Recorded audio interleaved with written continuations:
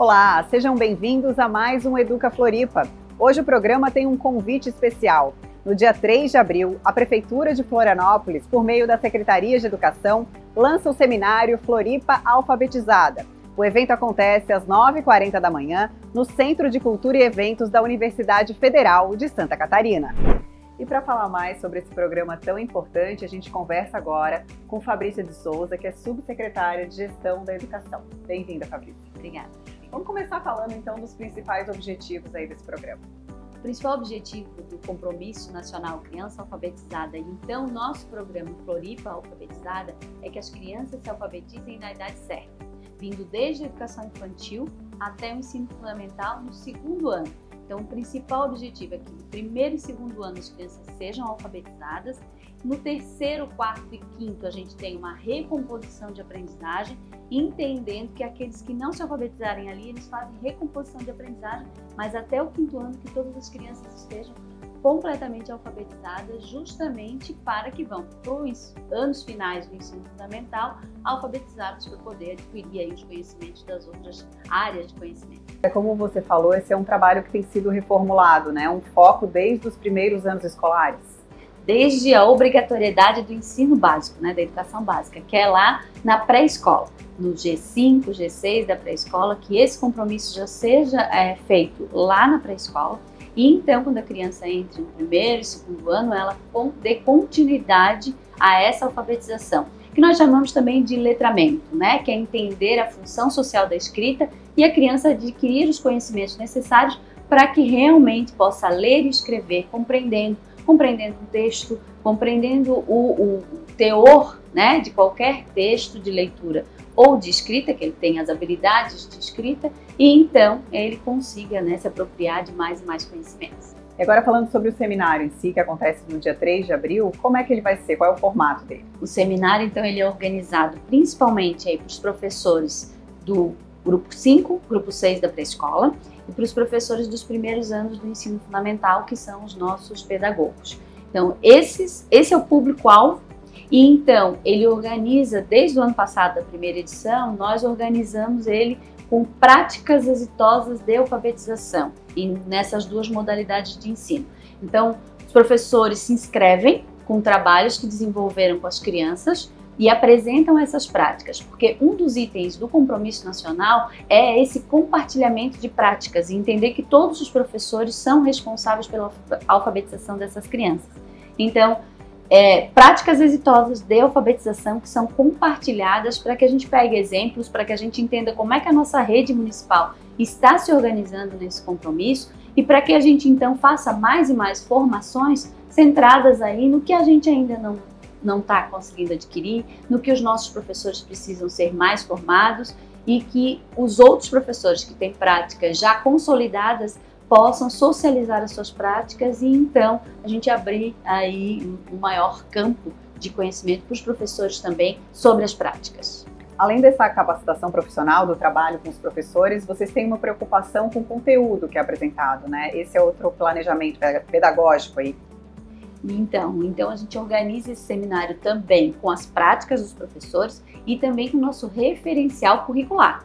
Então, trazemos nomes renomados aí, pesquisadores, teóricos da área de alfabetização para trabalhar com essa questão curricular, né? Quais são os eixos norteadores do trabalho com alfabetização? O que é necessário lá na educação infantil, que tem o seu currículo organizado para linguagem oral e escrita, e o que é necessário para a alfabetização no currículo também do ensino fundamental. Então, nós trabalhamos também com a parte teórica e basicamente do currículo, né? O que é alfabetizar, como alfabetizar e quais são as áreas prioritárias para que tu alfabetize uma criança. A alfabetização tem sido um assunto recorrente aqui no Educa Floripa, né? A gente conversou recentemente com Mahara Gomes, chefe de divisão da alfabetização, falamos com ela sobre o Selo Nacional da Alfabetização, conversamos com a diretora do NEM Coqueiros também, que falou sobre a importância de alfabetizar ainda na educação infantil. Então agora eu peço licença para a gente ouvir esses dois depoimentos. A gente conversa agora com Mahara Gomes. Ela é chefe de divisão da alfabetização da Secretaria Municipal de Educação. Bem-vinda, Mahara. Bom dia. Mara, essa conquista, essa premiação é uma forma de destacar as boas práticas que vêm sendo feitas na capital? Essa conquista faz parte de várias práticas exitosas que vêm sendo realizadas na rede desde de 2023, no segundo semestre, em que a rede lançou o Plano Municipal de Alfabetização. A secretária Fabrícia, na época, ela se empenhou e se dedicou à alfabetização no nosso município e o secretário Eduardo deu sequência a esse processo de alfabetização, esse engajamento do município em alfabetização, e a partir de lá nós viemos trabalhando com formação de professores, materiais elaborados para alfabetização, dando continuidade ao trabalho voltado para a alfabetização. Nós temos também o secretário Tiago, que ele vem muito empenhado, ele fala que ele tem uma obsessão pela aprendizagem, né? Ele traz um novo olhar e um olhar também com continuidade, com o trabalho que a gente já vinha desenvolvendo, bem engajado nessa questão da alfabetização, traz materiais novos, materiais estruturados, formação, né, mais voltada para a alfabetização também. Acho que o trabalho vai continuar assim sendo desenvolvido com bastante excelência. É bom a gente explicar como é que esse selo funciona, né? Que é desde lá do trabalho pedagógico feito até os resultados em sala de aula. Na verdade, não é o resultado em si, é o esforço coletivo em prol da realização e das boas práticas da alfabetização. É a busca pelo resultado, né? Que é a alfabetização no fim das contas.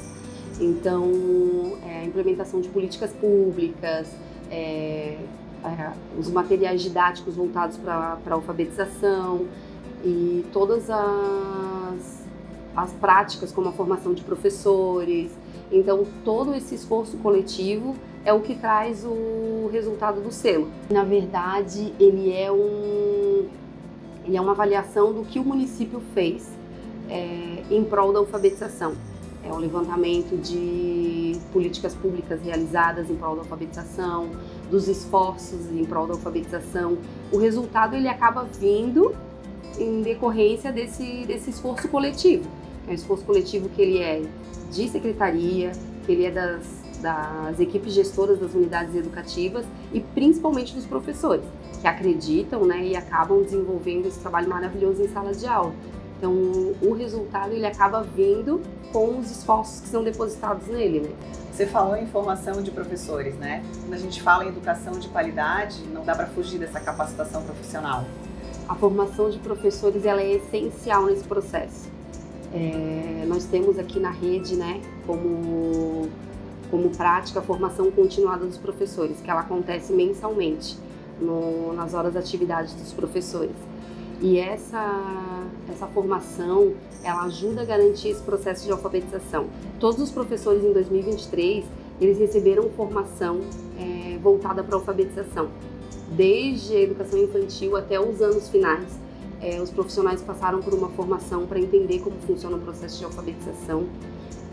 Essa formação ela veio também a nível federal, professores de educação infantil receberam formação diretamente do MEC, sobre a alfabetização e letramento, e os professores de anos iniciais, anos finais, equipes pedagógicas, diretores, todos eles passaram também pelo processo de formação. Daí a nossa formação aqui da Secretaria Municipal de Educação. Nem em Coqueiros, né, a gente tem, diria, a sorte ou o privilégio de estar ao lado da EBM, né, da nossa única escola municipal no continente, que é o Almirante Carvalhal. Então, esse processo de ligação entre o ensino fundamental e a educação infantil fica muito mais próximo. E por a gente estar no continente, a gente costuma trazer para as crianças do Grupo 6, né? Isso já está lá no nosso PPP, consta lá, né, numa reformulação que foi realizada entre 2023 e 2024, a introdução dos esportes de aventura. Por quê? Porque a gente também recebe os estagiários de educação física da UDESC e eles trazem esses elementos para dentro da unidade educativa.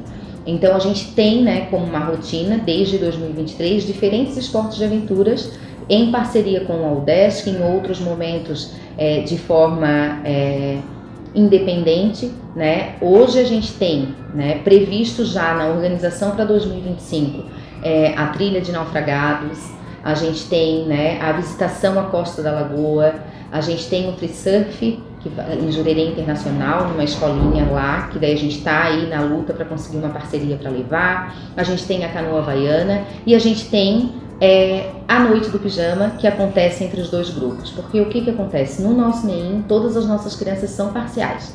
Então, as crianças do grupo 6 da manhã e do grupo 6 da tarde, eles costumam fazer essas saídas de estudo juntas, para fortalecer esses vínculos. Porque lá no final do ano, quando a gente fizer a festa de encerramento, para essa transição, né, para o ensino fundamental, para a gente encerrar esse ciclo de educação infantil, eles vão viver isso juntos. Então, eles vão vivendo toda a etapa, durante todo o ano, vários momentos onde eles se encontram.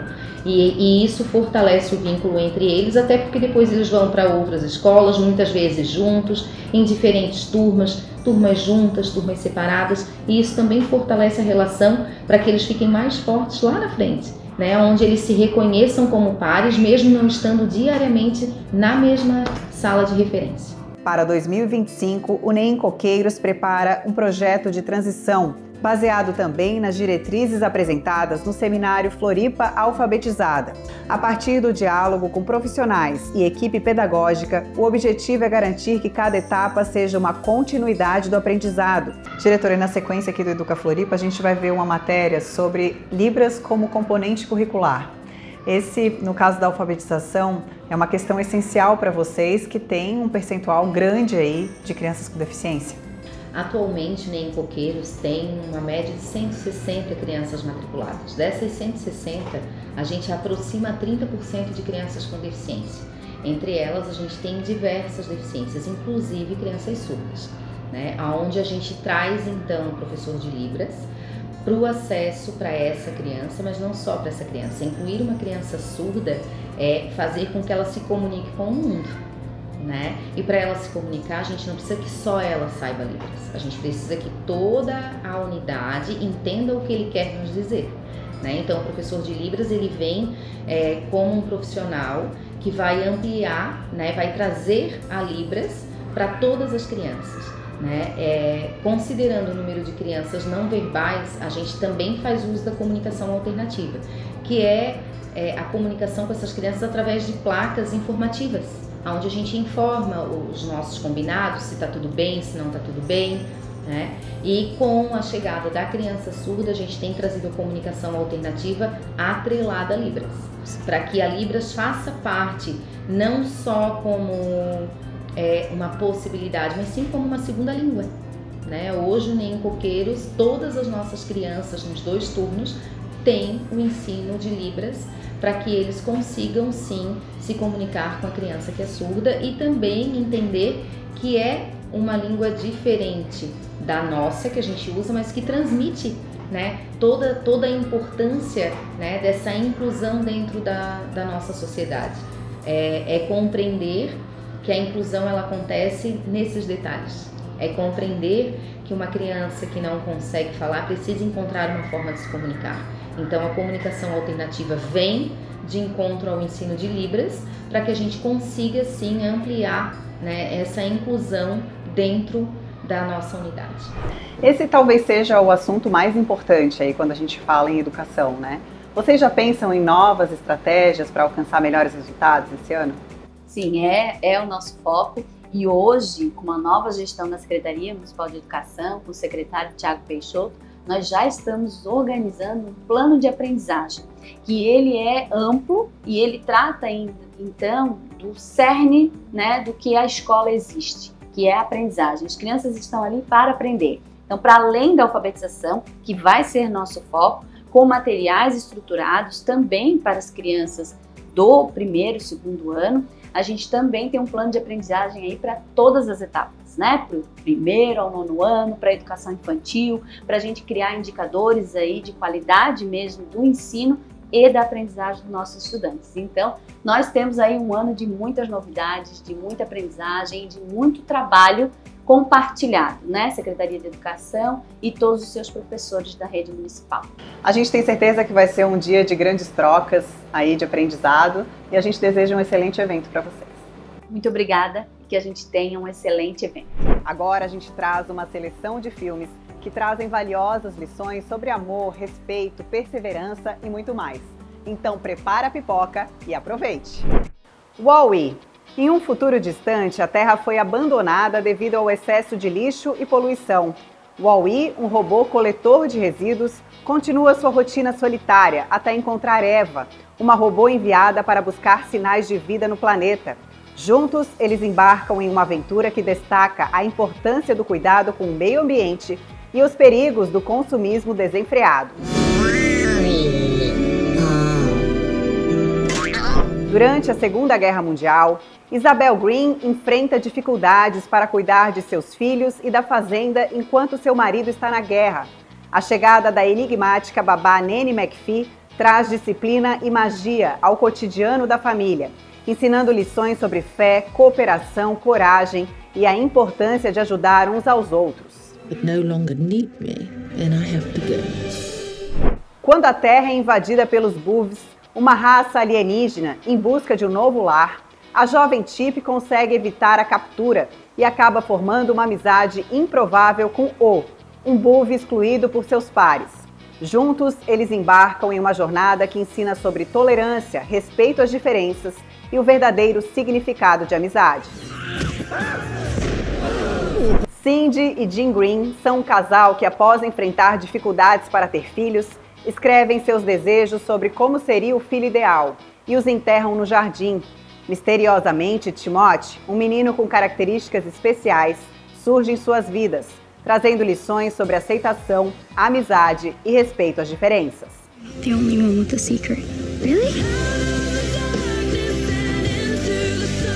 Após a perda de sua esposa, Benjamin Mee decide recomeçar a vida, comprando uma casa que inclui um zoológico em funcionamento, mas em dificuldades. Com a ajuda de sua família e da dedicada equipe do zoológico, eles enfrentam desafios financeiros e emocionais, aprendendo sobre perseverança, otimismo, colaboração e o valor do apoio familiar. Olá! E o Dicas de Leitura de hoje tem a alegria de receber Denise Becker. Ela que é fotógrafa, escritora, também gestora cultural e que faz parte de conselho editorial. Tem uma trajetória diferenciada em nossa cidade e participa conosco do Clube da Leitura Gente Catarinense em Foco. Denise, muito obrigada por aceitar esse convite. Que alegria recebê-la. Eu que sou assim uma pessoa que te acompanha há alguns anos, admiradora do teu trabalho. E aí nesse dia eu gostaria que a gente conversasse um pouco sobre a Denise, num primeiro momento, fotógrafa. Tu esteve em 295 municípios? Isso mesmo, 295 municípios de Santa Catarina, eu estive em todos eles, um por um, que finalizou agora no final do ano com essa produção, a minha última produção, que lógico leva a marca de Santa Catarina, não deixa de prestigiar a Ponte Ercílio Luz, porque ela realmente é um patrimônio, né? Então, e dentro você encontra os 295 municípios, 3 imagens por município, separado por regiões e ordem alfabética. Foi uma viagem, demorou bastante e acabou sendo publicado esse livro aqui. Até vou presentear vocês, trouxe 3 exemplares para vocês conhecerem meu último trabalho. Que lindo! Muito obrigada, Denise. Eu acho, assim, incrível. Eu que sou uma pessoa que trabalha com artes, penso que essa questão de termos livros com imagens, com fotografia nas nossas unidades, né, da Rede Municipal de Educação é muito especial. Então, falando em fotografia, qual foi o teu primeiro livro de imagens, de fotografia e como que a fotografia surgiu na tua vida? A fotografia em si, eu conheço, acho que por gente, porque o meu pai sempre gostou de fotografar, e ele andava com aquela câmera Kodak Instamatic, aquela bem assim, dentro do porta-luva do carro. Então essa foi a minha primeira paixão, ele deixava eu pegar a câmera dele para fotografar. Então eu acho que isso é muito importante, né? São 15 livros de fotografia, o terceiro foi o de Florianópolis, esse aqui foi o meu terceiro livro, que eu coloquei dentro do livro a poesia. Então, depois desse de Itá não tinha, que foi o meu primeiro trabalho, que eu fiz uma coisa mais até pedagógica, para a criança ver a imagem, tinha uma cartilha separada para ela dizer o que aquela imagem representava para ela. E depois disso veio o livro de Palhoça, que também tinha a mesma característica de Itá, e a partir do de Florianópolis eu já fui colocando poesia juntos. Então todos os Santo Antônio, Canasvieiras, você vai ver que tem poesia junto com as imagens. Ponte Hercílio Luz, na época aqui da Reforma, eles me liberaram o acesso e eu fotografei todo o pessoal trabalhando dentro. Esse livro se chama Poetizando a Hercílio Luz. Então também tem a história, não em forma de poesia, mas um poema falando toda a história de como foi construída a ponte e as fotos preto e branco e colorido. E, inclusive essa imagem está dentro daquele livro, porque essa é de 2014, essa imagem da ponte. E a partir disso, lógico, fiz a história do Clube Náutico Riachuelo. Isso aqui também conta a história dos dois paralelos, o antigo da história deles até a atualidade, né? Então, assim, a fotografia sempre é uma paixão minha. Nesse momento, eu estou mais ligada à história infantil, à própria criação. Estou com um novo livro que está, assim, no forno. E agora? Então, essa passagem, assim, a fotógrafa, que tem tantas produções, né, 15 livros, 15. Começou ou despertou, teve uma vontade a mais de escrever para as infâncias, né, literatura infantil e juvenil. E já tem alguns livros publicados. Eu queria que a gente conversasse um pouco sobre esses livros. Desde novinha, assim, lá pelos... Acho que eu tinha 10 anos, não, que 10? Uns 14 anos, apareceu um edital, imagina, quanto tempo atrás, que pedia para escrever uma poesia. Aí eu escrevi a poesia e ganhei. E foi publicado. Eu não tenho mais esse livrinho, né? Outra vez, a minha irmã pediu me escreve uma frase para eu quero concorrer e me ajude. Eu não vou ajudar, quem tem que fazer é tu. Mas dei uma ideia para ela, daí ela foi, fez a frase e ganhou também, sabe? Então, acabei me despertando isso. Escrevi historinhas, mas nada que pudesse levar para frente. Aí a gente casa, a gente tem filho, a gente não consegue ter tempo suficiente para poder pensar em outras coisas diferentes. E chegou um momento que agora, em 2019, 2018, então, apareceu essa oportunidade de eu escrever esse meu primeiro livro. Vou abrir uma exceção. É que esse primeiro eu escrevi em 2012, mas ele não é de histórias, ele é uma temática que eu uso na minha vida. Que eu falo que é grandes ideias, como elas podem resultar da soma da intuição com o lazer. Eu não podia ir atrás, agora vou sentar aqui para escrever. Não é assim, realmente a gente não escreve assim, são inspirações que vêm, né? Como eu falo da intuição, mas são inspirações que vêm e às vezes eu estava dirigindo, tinha que estar com um gravadorzinho. A Julieta vai fazer assim, sabe? E o Pietro e na Itália, então vinha e foi indo. Aí eu consegui botar tudo no papel, e deslanchou, aí aconteceu Conexão Julieta, né? Então, aí o que aconteceu? Eu ia lançar esse livro, ia lançar na Bienal de São Paulo. Na Bienal de São Paulo, se você tiver 3 livros, fica mais fácil para ter um espaço. Inclusive, a Bienal foi a única virtual, ela não foi assim aberta ao público, foi bem na pandemia. Então, eu disse, 3 livros? Aí, tu acredita que eu escrevi os outros 2 em 2 dias? Que foi o Boa Noite Estrela e As Gavetas do Coração. Então, esses 3 foram lançados juntos, né? Eu tinha só esse e acabou... E foi um sucesso, porque realmente... E foi inspirações assim que... Então, eu tenho essa missão e acabei escrevendo. O Conexão Pietro traz alguns elementos diferenciados do restante da tua escrita, que eu amo, mas ele traz elementos inclusivos. E é tão importante essa temática na educação e aqui numa literatura infantil ou juvenil, na verdade. Eu gostaria que tu conversasse um pouco sobre a produção do Pietro e essa temática. Eu tenho 2 casos na família que têm questão assim que precisa ter algum cuidado a mais. Eu tenho uma filha que tem tremor essencial, que é um cuidado que as pessoas têm que ter, porque às vezes eles se confundem com Paxo. E ela é jovem, desencadeou isso porque é hereditário. Esse tremor essencial já é da avó, o pai tem e agora ela tem. É uma coisa assim que tem que ter cuidado porque às vezes as pessoas confundem, né? Então a Julieta do livro, que é uma sequência, a Julieta tem tremor essencial. Eu só fui falar no livro Conexão Pietro. E o Pietro é daltônico. Então, é um daltonismo, por isso que lá na Julieta, ele tem coisa que ele fala no início do livro que ele não... Mãe, tu sabe que eu não enxergo só o vermelho, eu não diferencio, alguma coisa nesse sentido, porque era Natal. E na Itália, a comemoração natalina era um pouco diferente, eles não usam, eles usam algumas cores, algumas coisas.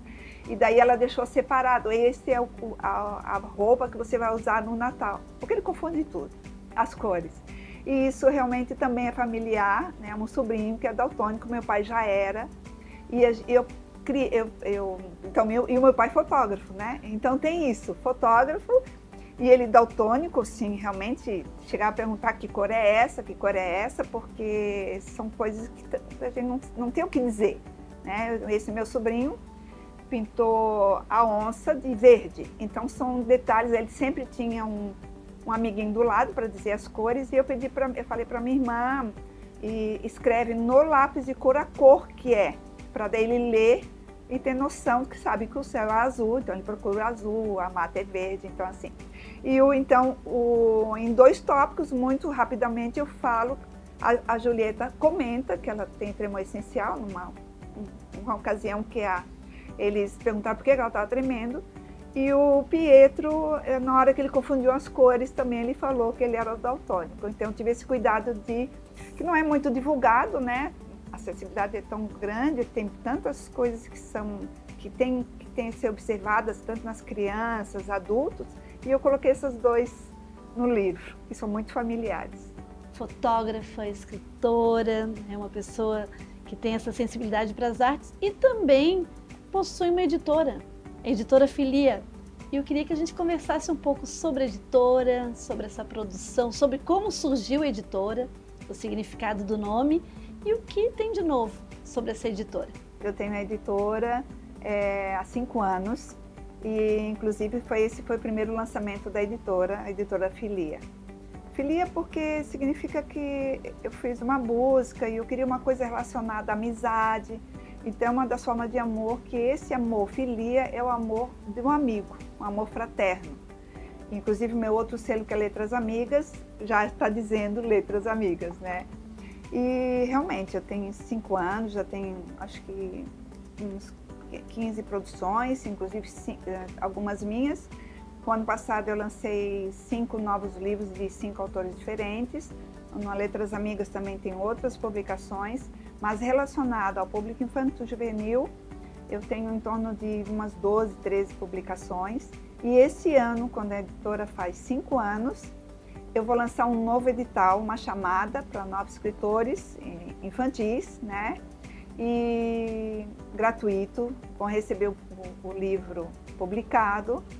E, lógico, oportunidade até de venda depois, mas vai ser lançado. A partir de maio, quando ela fizer 5 anos, vai ter um edital novo para essa chamada e eu dar oportunidade aos escritores, às pessoas que têm, às vezes, uma história que queria colocar no papel. É muito fofo, vem muita história do meu edital, assim, foi muito difícil de escolher, e eles foram ilustrados, entende? Então, são, assim, publicações muito bonitinhas também para o público infantil. Como tem sido a recepção nas escolas? Tem algum momento especial que tu gostarias de compartilhar conosco? Como os estudantes recebem as tuas obras? Maravilhoso. Poder falar para os estudantes, poder apresentar para eles, contar a história do livro. São muitas perguntas que vêm, que às vezes eu fico até assim, o que eu vou responder? Porque eles têm uma necessidade de querer descobrir como é que escreveu, por que escreveu, por que terminou assim, por que não foi assim. Gente, é inacreditável que assim, a cabecinha das crianças buscam quando elas leem, quando elas têm o conhecimento e quando encontram um escritor, né? Eu acho que é muito legal, é tão importante esse contato para ele saber que existe, é real. E já teve ocasião que eu estava até no supermercado, os mais velhos, por exemplo, que leram Conexão Julieta, eu vi um grupinho que se reúne. Ela é aquela escritora, eu escutei assim de longe, e eu fui conversar com eles, sou assim. Na época, inclusive, estou lançando Conexão Pietro, a continuação, e eles ficaram muito felizes. Então, assim, por exemplo, esse Boa Noite Estrela, quando eu falei com o primeiro ano, né, que é do Ensino Fundamental 1, Gente, eu quase fiquei assim, eu não tinha mais nem resposta, porque eles queriam saber tudo sobre os bichos e por que era assim, se era assim mesmo que eles dormiam, de onde é que eu tirei isso, se eu tinha fazenda e por que cada um tinha um nome. Então, assim, é muito prazeroso. Realmente, eu sou encantada em escrever para as crianças e eu deixo, lógico, surgir oportunidades que venham uma história nova, mas, assim, isso é um encanto mesmo. Realmente, assim, é uma satisfação que não tem medida. Encerramos esse nosso momento e com a expectativa de outros encontros, tanto na rede municipal, quanto também em espaços diferenciados da nossa cidade. Que a literatura continue ganhando vida através das tuas mãos e da tua arte. Fica a dica. E assim chegamos ao fim de mais um Educa Floripa. Esperamos que você tenha aproveitado o programa de hoje e se inspirado com todas as histórias e aprendizados. No próximo encontro tem mais novidades e conteúdos especiais. Até lá!